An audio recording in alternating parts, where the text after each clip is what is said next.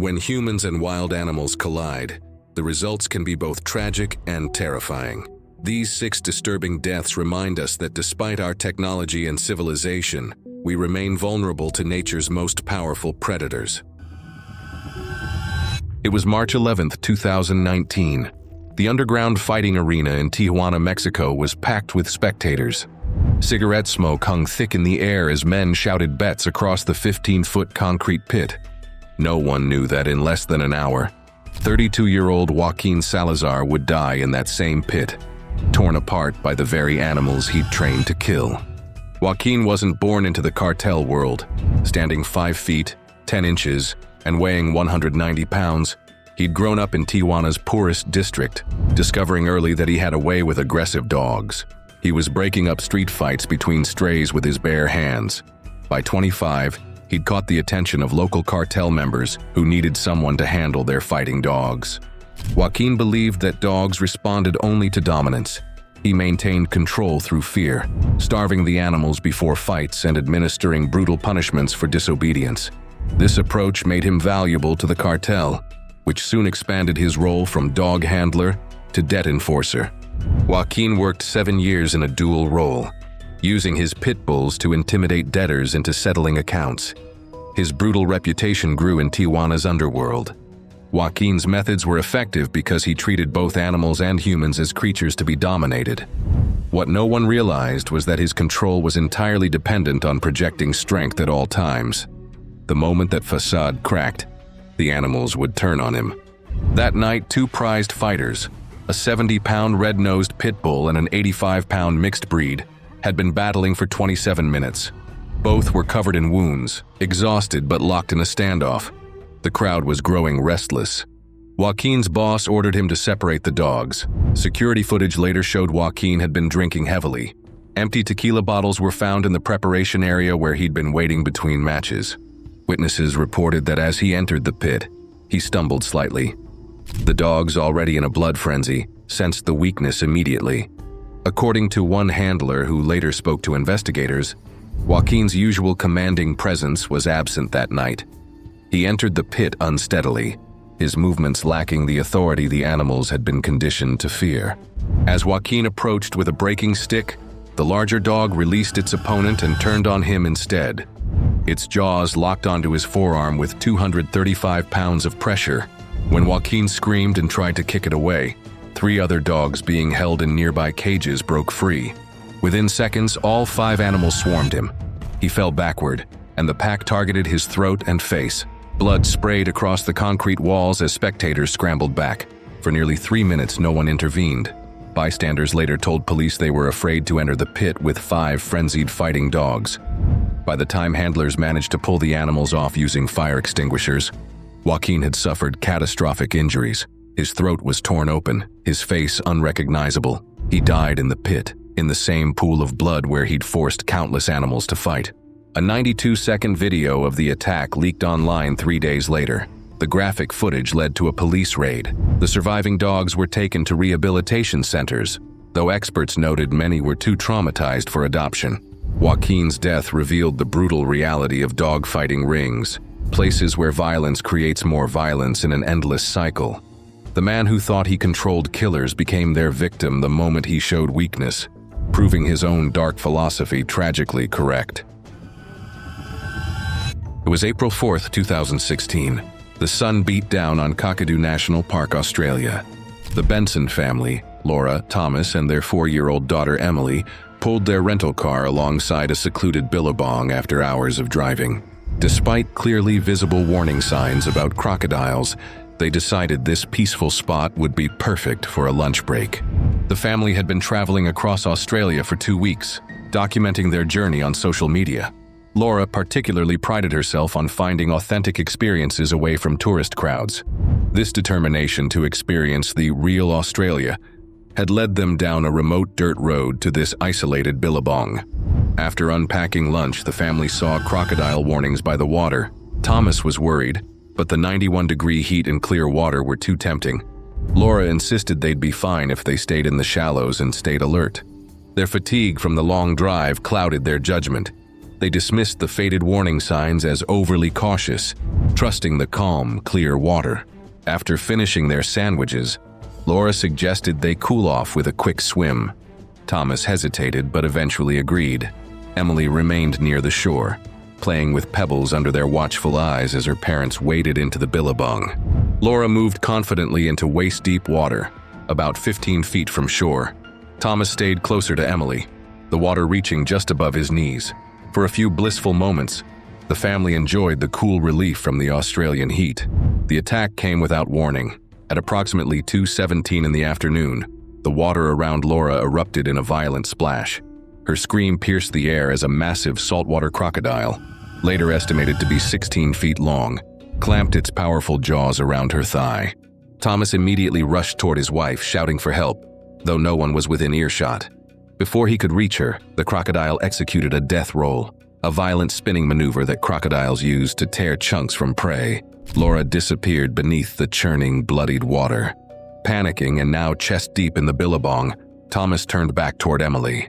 He attempted to lift her completely out of the water and onto the bank, but in those crucial seconds, the predator seized Thomas by the hip, dragging him under with terrifying speed. Emily was left alone on the bank, crying for her parents who had vanished before her eyes. The entire attack had taken less than a minute. For 40 minutes, Emily remained alone by the billabong, her cries eventually attracting the attention of campers approximately half a mile away. They alerted park rangers, who arrived to find the traumatized child and the family's belongings scattered along the shore. A massive search operation was launched, but experienced rangers knew recovery was unlikely.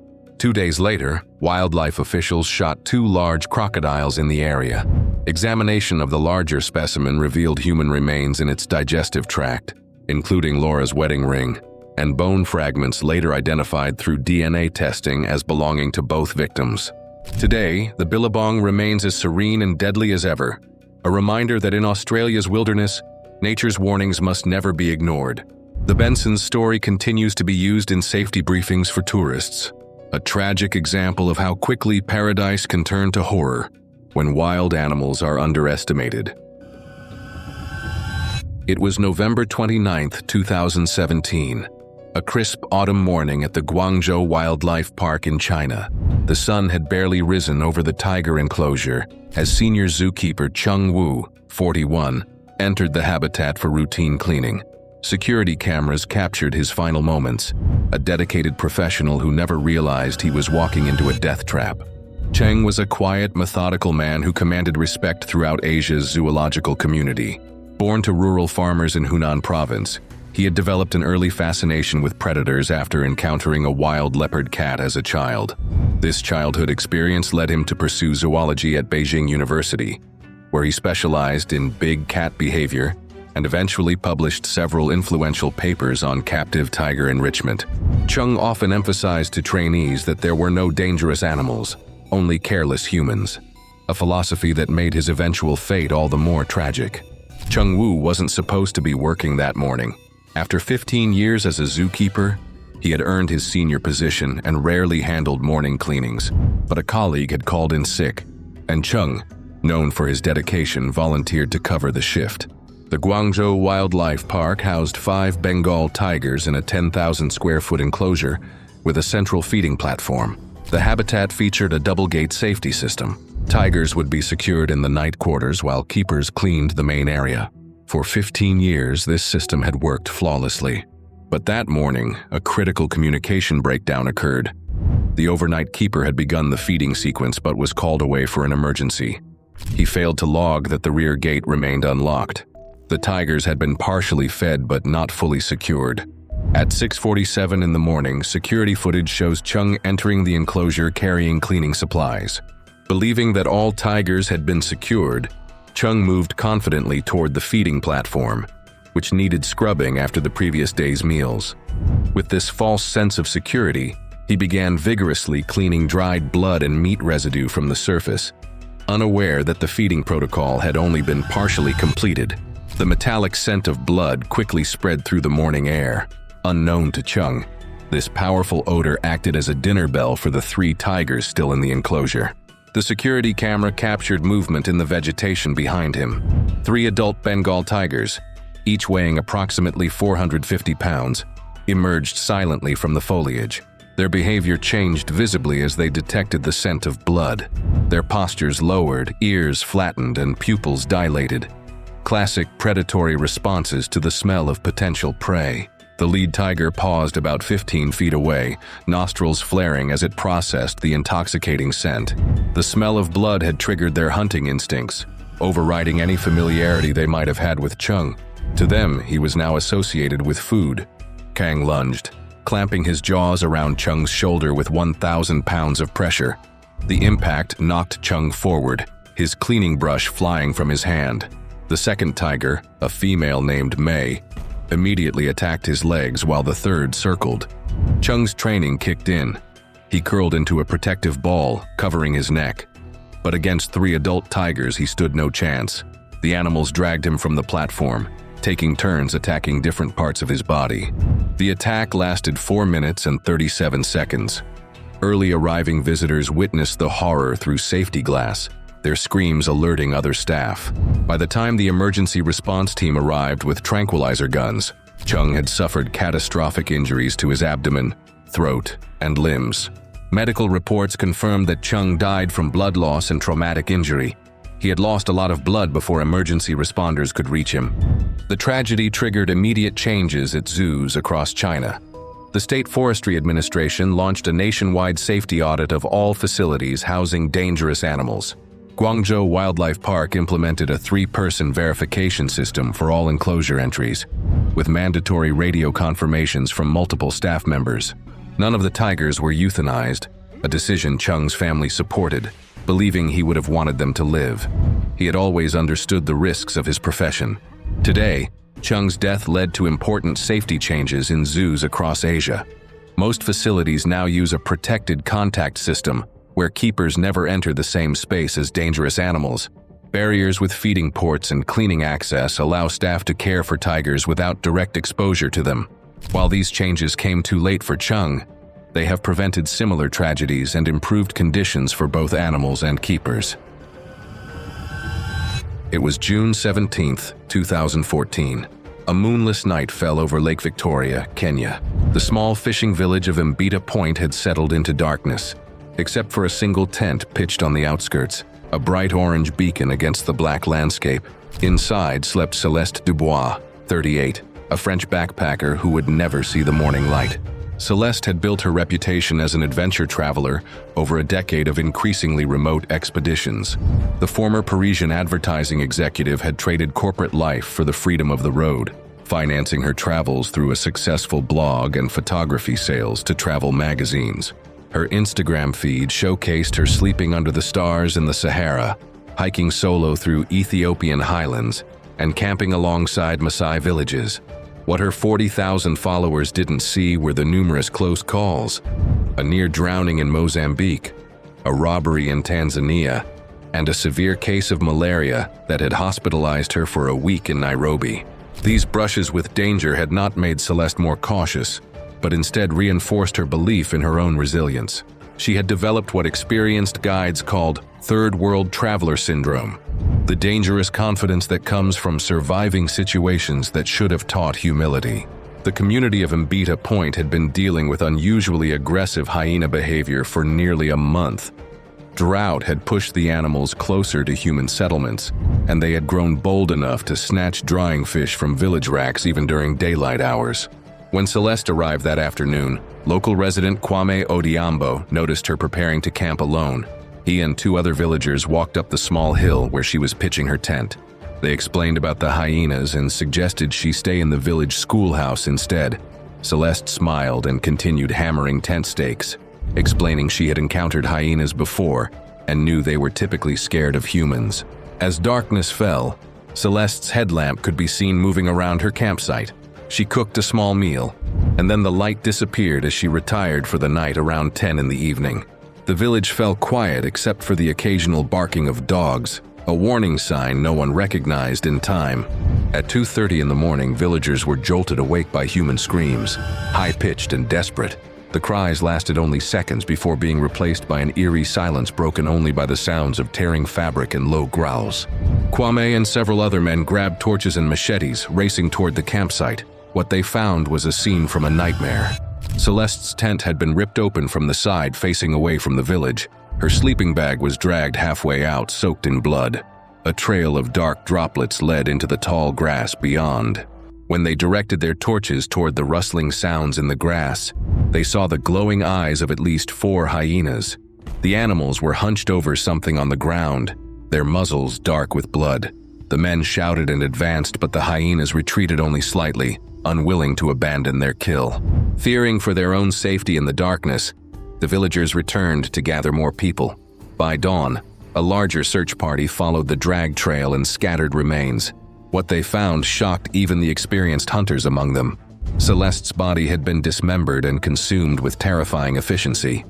Only her scalp, with its distinctive blonde hair and portions of her jaw, remained intact, found nearly 100 feet from the main feeding site.